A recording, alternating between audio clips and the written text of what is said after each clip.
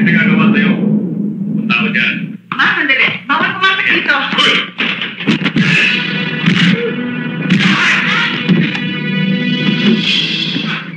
Sino ka bang basta magpasok na lang sa opisina ko nang walang pahintulot? Hindi nga yung pulis ka magagawa mo na ang gusto mo. Kakasuhan kita! Tumigil ka! Ilag ng pagkatao mo sa akin, Congressman. Isa kang langgaber. Sangkot ka sa mga bawal na gamot. Lahat ng masama pinasok mo. Ilang babae na bang pinatay mo matapos mong pagsamantalaan? Malala ang sakit mo sa utak. Kagagalaw!